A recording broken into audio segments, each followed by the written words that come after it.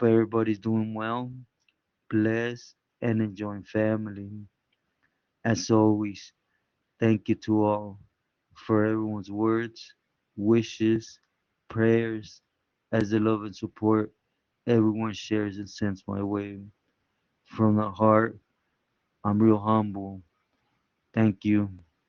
Also, do please like, share, subscribe, and hype to this video to help push the message out. Gracias. Well, everyone, this one's going to be a short one. Today, I want to dedicate answering a question that I've been asked numerous times, which I want to start, maybe once a week, twice a week,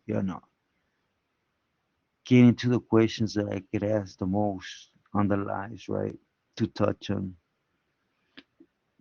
But this one is basically who did I run past with that earned my respect as a man, as a sureño, whatever, right? And basically, let me do it like I always do, right? With a personal story, right? And I know a lot of people that have not been in the system probably are gonna consider it dumb, but we're speaking when I was doing my walk and my mentality was there, right? And even though, my respects to this individual, but I want to talk about Sloppy from Santa Maria. He was from West Park, West Park 13 or something like that. But anyways, he was a good homie, that as I've been putting out lately, just took on responsibilities that he knew how to handle. Is just the politics behind them, right? You see, it's real easy to pick up a yard, make a list of rules and regulations, run the yard, put your guidelines on disciplines, and start making feria, right? What's difficult is when you take on these responsibilities, is you having to take two steps at a time. What I mean is, for example, something small on the yard of a homie needing to get checked or whatever, you gotta look in the future, analyze it, uh, investigate it, and see where it's gonna lead you. That's what makes it difficult. The politics that are played behind the scenes, right?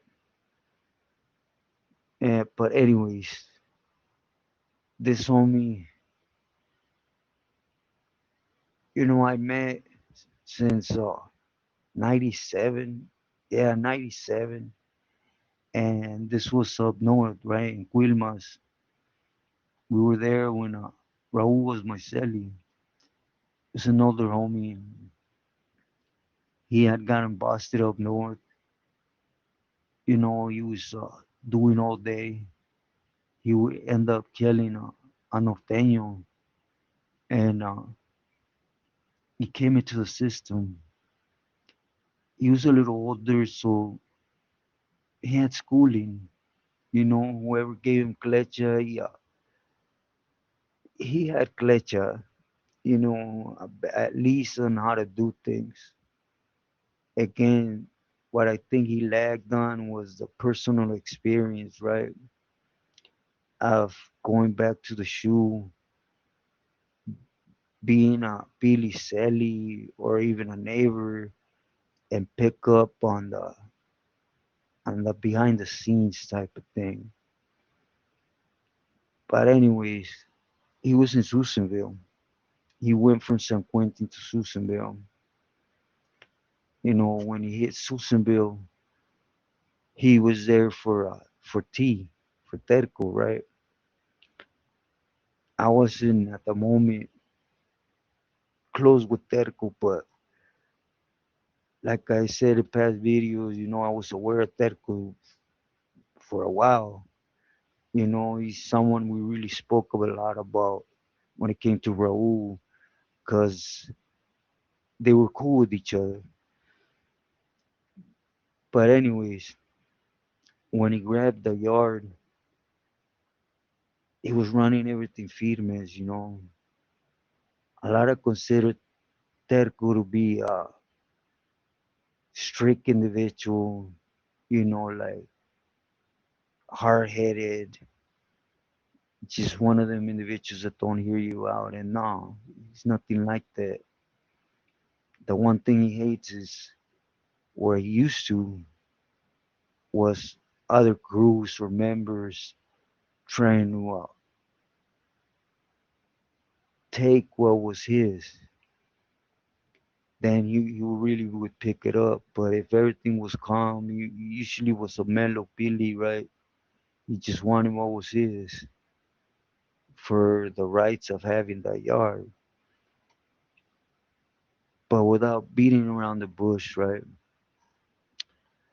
Under his yard, there was a homie from East Los, from White Fence, if I'm not mistaken, but don't quote me on it. You know, again, I'm still with Raul when all this is happening. And the homie, I guess he was hard headed. He was hard headed, and he had been caught a couple times, you know, selling to brothers, and he had been explained a couple times what it could lead to, and he just didn't want to hear it.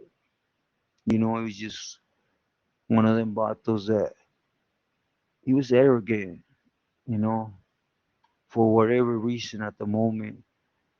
And keep in mind, Sloppy was sending every little detail to Terco, right? Again, I understand the homie. He's trying to cover himself. Like I said, he's lagging experience.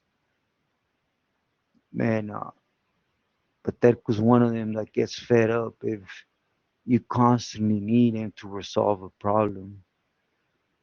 And anyways, the third time it was basically he took some dope and he didn't want to pay it. He didn't want to pay it. He didn't want to pay it. And the vato felt if the homie that he had gotten that jale from felt so strongly about it to come to collect, inside the cell. And that's a total disrespect, when you have a jardín, that's an automatic for you being removed, you know. Que homie ni que homie, ahí te van tres, and you're gonna get clipped out the program for. But at the moment they didn't understand the Vato's angle, and neither did the Terco.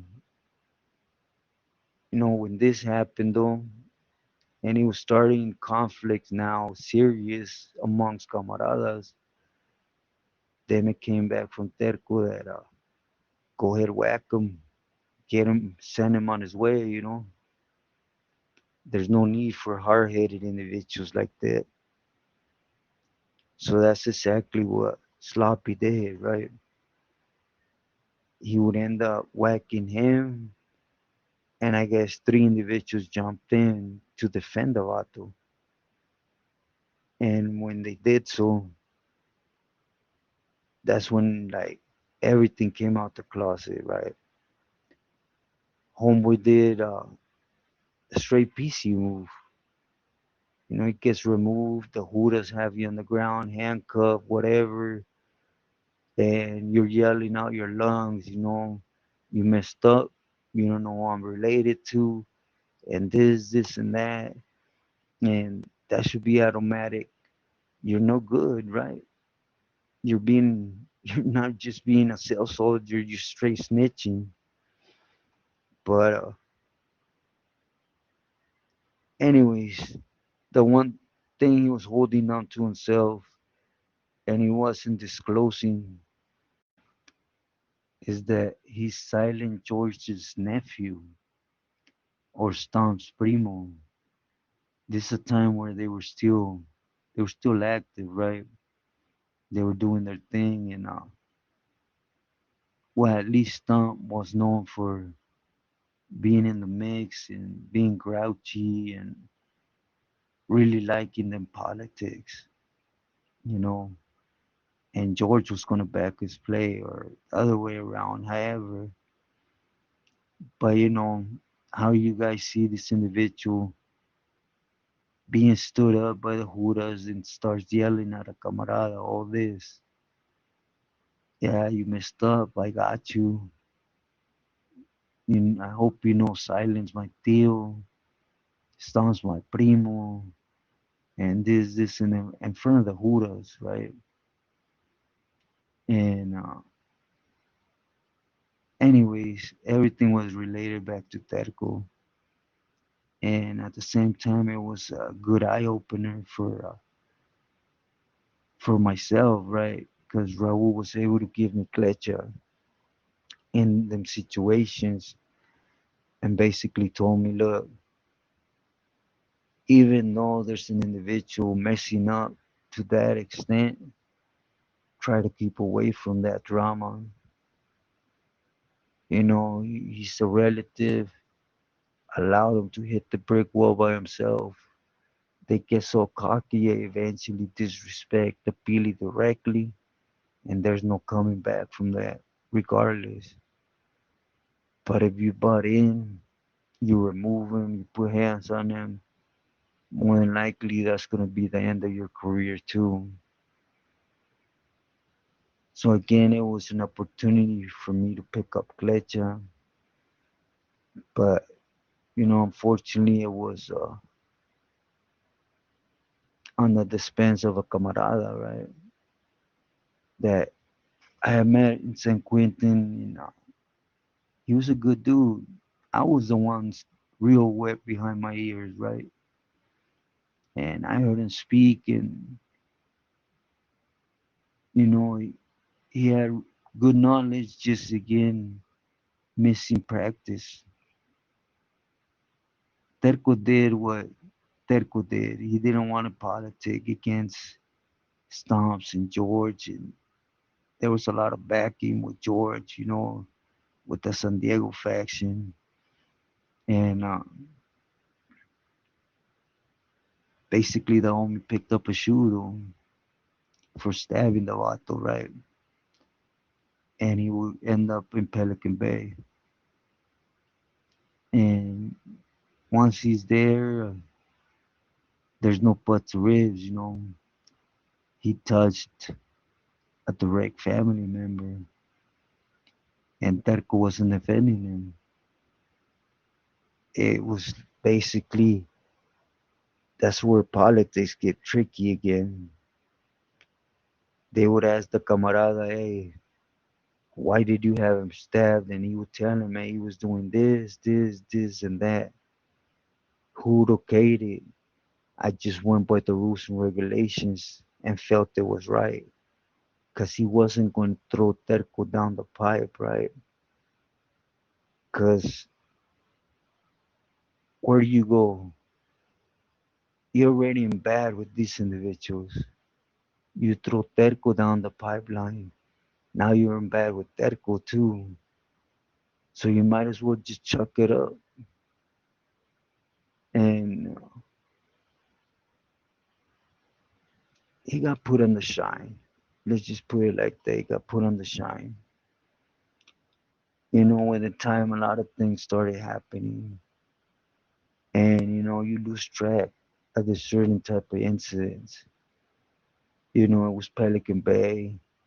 Nothing was gonna come out of it. Homie was a lifer. Worst case scenario is he started working with law, and he went on his way, right? But you know, again, 97, 98, 99, 2000, 1, 2, 3, 4, 5, 2005, 8 years later, when I would hit Pelican Bay, and the vato was still up there.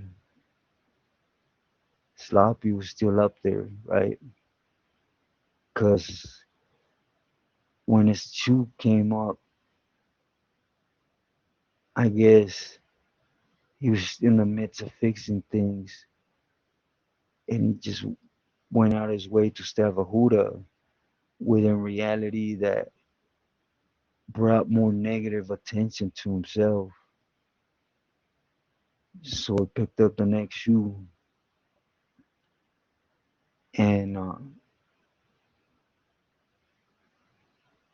about a year after I got there, so it was like 9 balas that Sloppy was back there on the shine, trying to clean himself his stuff up. You know, that takes real well set between the legs, right?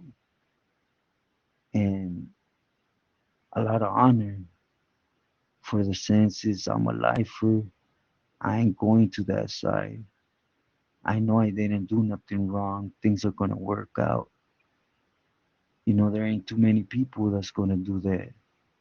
Usually you're on the shine 2 years, 3 years, and they're like, oh, it ain't worth it, and they're gone.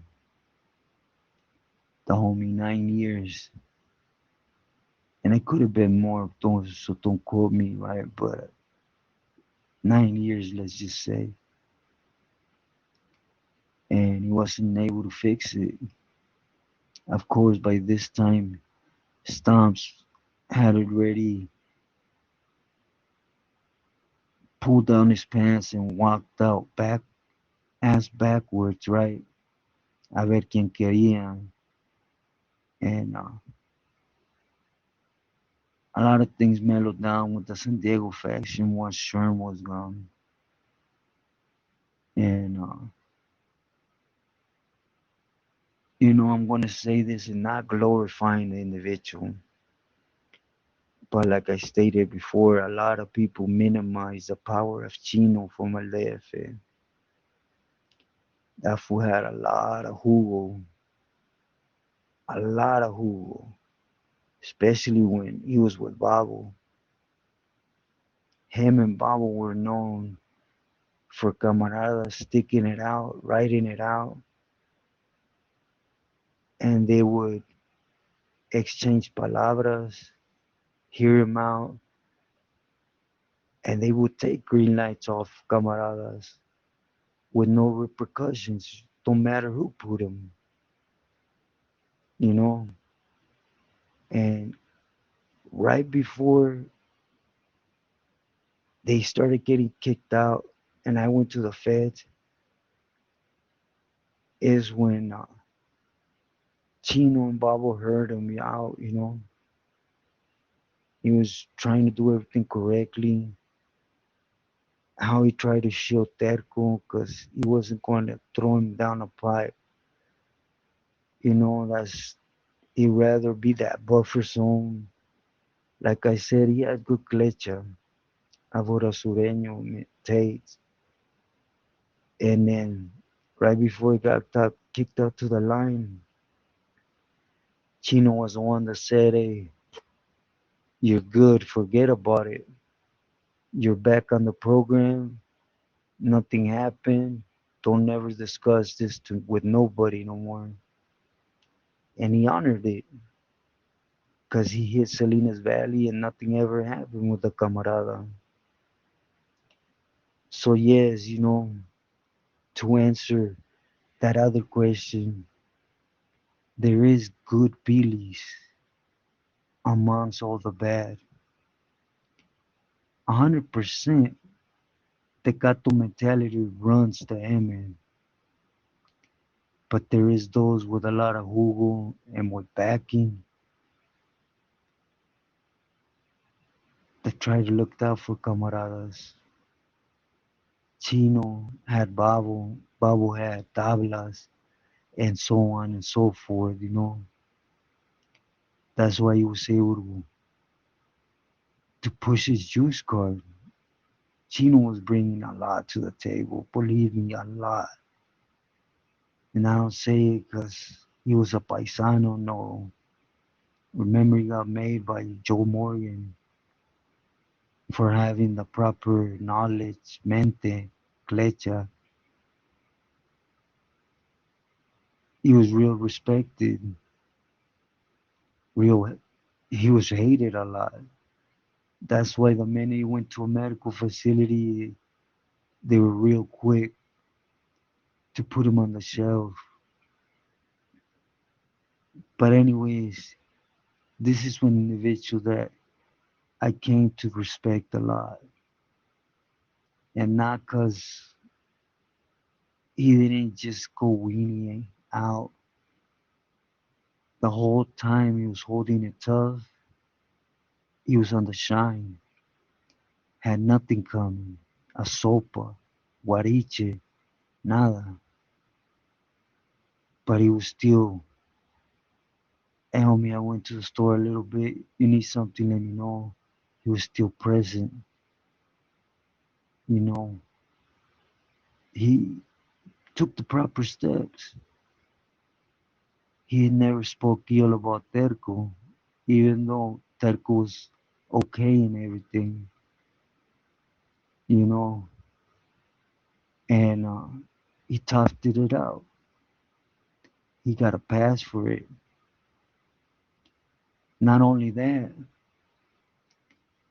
but Babo felt that the other individual, he wasn't worth him walking amongst us because he was pushing that card. While I'm a family member, I could do what I want, and you can't dictate nothing to me. When we're under a causa, Southside, sureño, campolero, camarada, carnal. Just because you're a family member, that gives you the right to go to the top and minimize everything else. He was the one that got the remove. It took a while, but he got removed. So again, I'm not on here to spread poison, but this is exactly what I speak on about the heartaches you're gonna have to face inside. Because there's always heartaches, not just in this form. They might be something you don't believe in, you're against, die hard, but then you see it happening and then you hear the upper ups tells you, don't even sweat it, let it go. That's a heartache. So enjoy your freedom. Enjoy those that love you. Stay true to yourself and loyal to loved ones.